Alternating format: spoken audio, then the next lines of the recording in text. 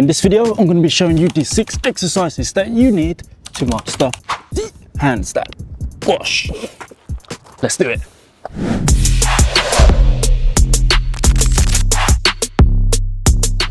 Starting off with the first exercise is called the frog stand, and it's going to teach us how to actually hold ourselves on our hands without the assistance of our feet. And it's pretty much similar to balancing on your feet, right? When you're standing up, if I'm falling forward, where does my weight shift to counterbalance?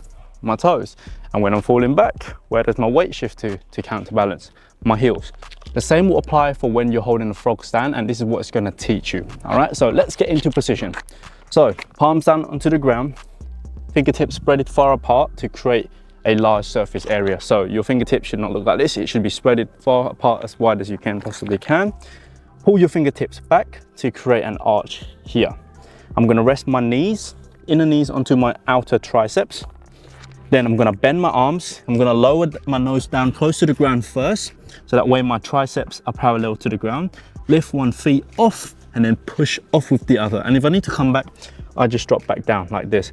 But as we shift up, we're going to try to put our weight onto our fingertips to really hold. So if you feel like you're falling that way, you press down with your fingertips. So let's do this. So lean, nose close to the ground, one foot off, followed by the other, and hold. So whenever I feel like I'm going to crash my head into the ground, I press down with my fingertips. And now I'm pushing myself back this way, I've got a counterbalance by stopping myself from falling back down by pressing down with the palms of your hands. So it's always a shift like this. Right, so watch my fingertips. I'm pressing down as I come forward. If I'm falling forward, I'm pressing down into the ground with my fingertips. If I'm falling back, I'm shifting my weight to the palms of my hands. So do this for 10 to 20 seconds for 3 sets. Now, once you are able to hold this for 20 seconds for 3 sets, we're going to progress on to the second handstand variation, which is called the crow pose. What this will do is it will shift our hips a little bit more forward so that it will be stacked on top of our shoulders and wrists. So how do we achieve this? Is by resting our knees onto our triceps rather than resting it like this. Okay, so let's get into position. Knees on the triceps. Watch how my hips travels a lot more forward. Bring one foot off and hold. Remember to breathe in through your nose, out through your mouth.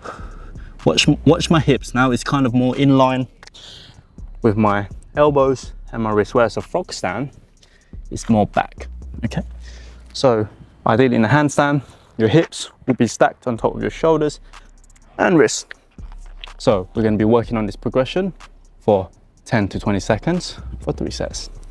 The third exercise to help you to master the handstand is actually called the Pike Pushup. Now, this will not help you to develop balance, but it's going to help you to develop shoulder strength and endurance, because the primary muscles used in a handstand are your deltoids. So your front, your medial, which are your sides, and your rear, which is your anterior deltoid. So the 3 parts of the shoulders. So this exercise is going to strengthen that area. So let's get into the position by getting into a push-up position. At first, I'm going to walk my feet close towards my hand, push through my shoulders, tuck in my ears in between my hands, go onto my tiptoes to load my shoulders.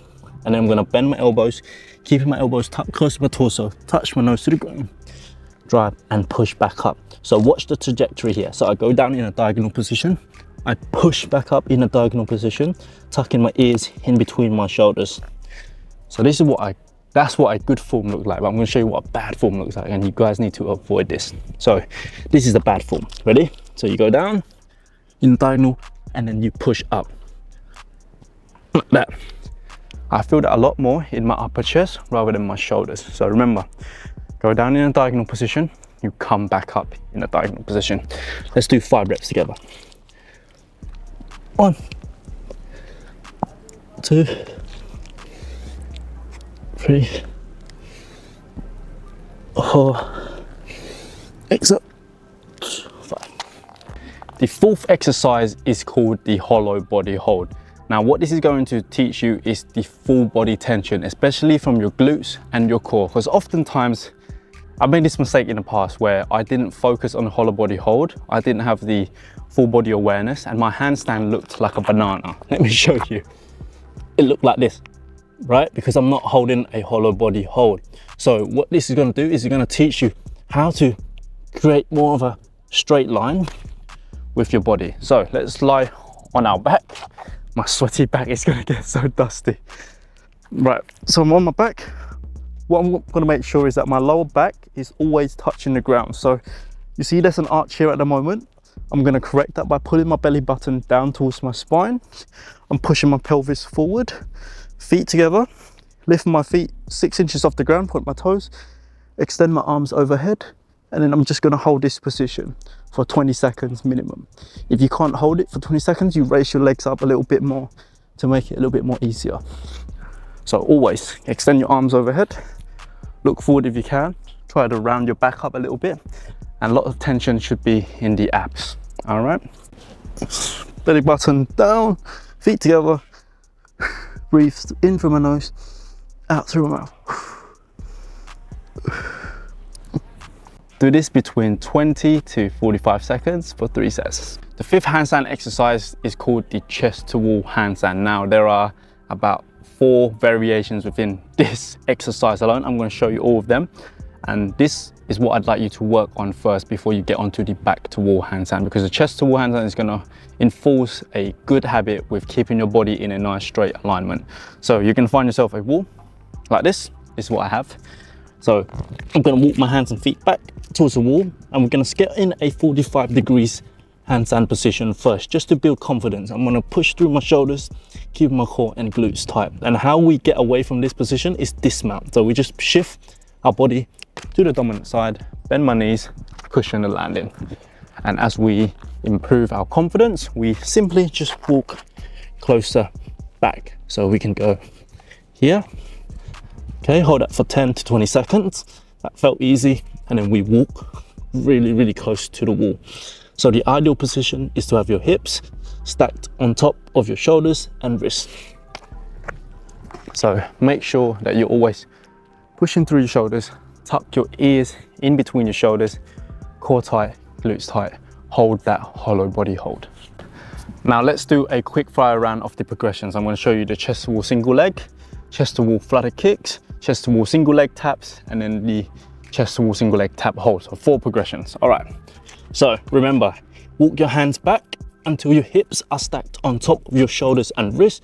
Push through your shoulders. So this is a single leg. I bring my leg out, hold that for 10 seconds on each side. That's easy, right? So once you can do that, you go into flutter kicks, and I'm gripping down into the ground always. Once that's easy, then you go into the single leg taps, and then single leg tap hold, where you force this hold. So these are the 4 progressions. Do each progression for 6 sets. Once you've hit 20 seconds in each progression, then you move on to the next one. Nice and simple. So now you're able to do the chest to wall single leg tap hold for 10 seconds. Then we can move on to the back to wall. The reason we do the chest to wall first is if we watch the back to wall, right?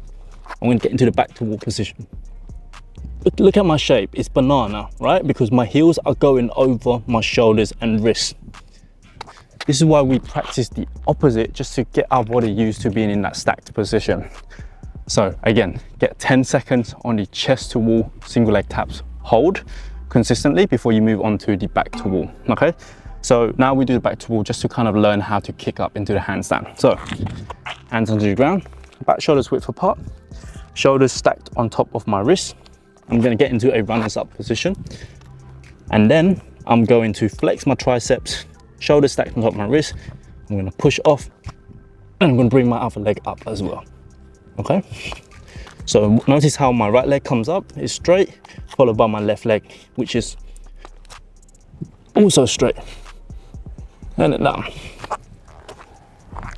So now that you can do the back to wall handstand, we're going to do just the handstand attempt. So remember, the key is that as you kick up, you grip down into the ground. Keep your legs straight. The key is to always try to keep your legs straight. Bring your feet together as soon as we can. So kick up, grip, and you may fall. That's completely fine. The more you fall, the more you learn. That's too little. Grip, push toe, point your toes, hollow body hold. And then down. As a general rule of thumb, do 3 handstand kick-ups, and that will count as 1 rep. Okay, and we're going to do this for 3 sets. So 1 rep in each set. Do this for 6 sets, rest for about a minute in between set.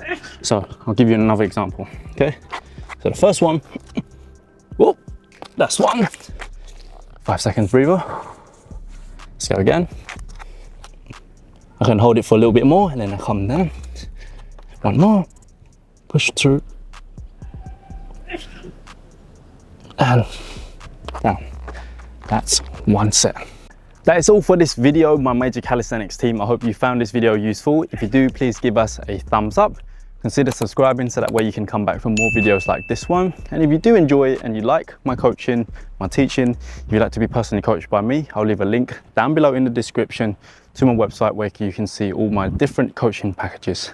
Thank you so much for watching. Catch you in the next video.